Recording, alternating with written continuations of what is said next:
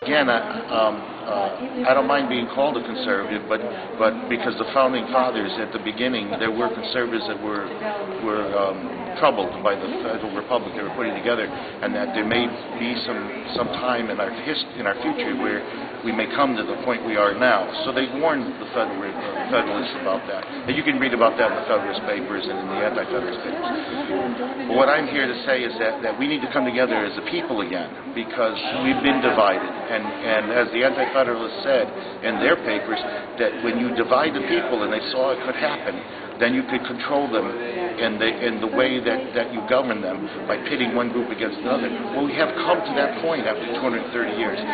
Someone figured out how to do that, and they're now applying that to us. They're dividing us conservative against liberal, black against white, man against woman. You name it. You come up, there always is some group that they identify and they pit against one against the other. One of the things we come together under is the Constitution of the United States. It's the supreme law of the land. All of our differences can be resolved under that document and in the guidance of that document that it provides. And that's what we're for. I just took the Making of America course, yeah. And it was very enlightening. And I realized maybe I am not a conservative, but I believe in the Constitution more than I ever did. Yeah. And as you talked about, I kind of saw that, just as you were saying that during that course, I realized maybe that is a bad label. I believe in the Constitution more than. I'm just accustomed to people calling me a conservative. Right. That's and now I'm not even sure if I am. All I know is I believe in the Constitution. I used to become very incensed when people would say, "Oh, you don't want to do this because you're just a conservative." Well, I'm for people who need help to get help. But it's not through a government organization that does it. We used to take care of ourselves as a people. Government has a place, but the bigger it gets, the more intrusive it has to become by its very nature. It is antithetical, I think is the term, against the Constitution to have government grow the way it has. It's not listening anymore, and that is the concern that we all have. It's abandoning the Constitution, and there was no mechanism to force them to come back into compliance except for the people to stand up for it. For we are the supreme authority of the land. We are the sovereigns here. The government was set up by us, for us, and to do good for us, not to be taking away our rights, getting intrusive into our lives, and directing them from some master point based on some intellectual's opinion of how society and the human life should be lived out.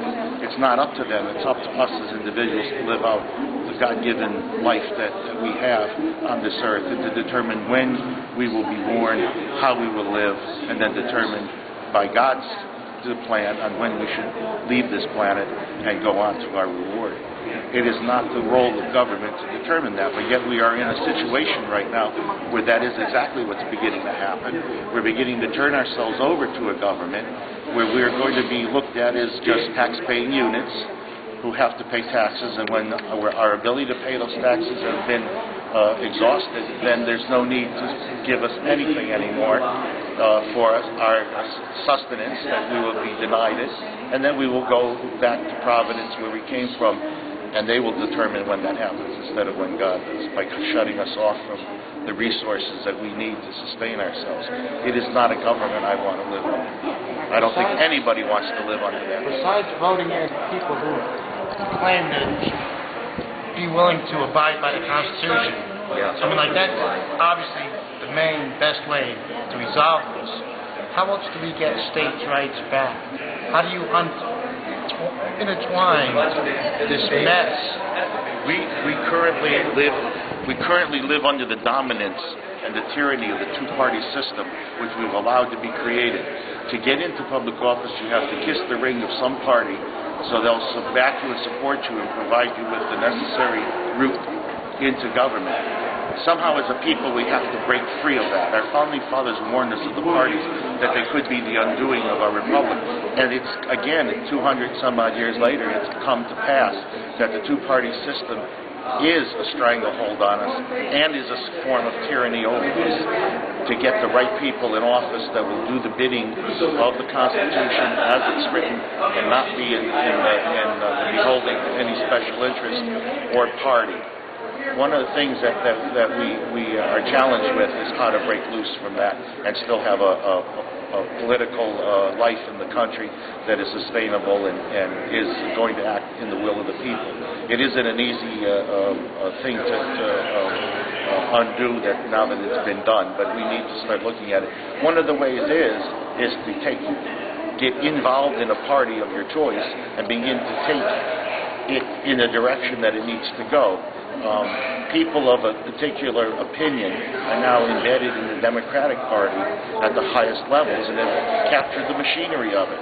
And many good Democrats are following it because they follow their team. And that's not what the politics of this nation was about. It is the people must always rule, even in the parties. So get involved.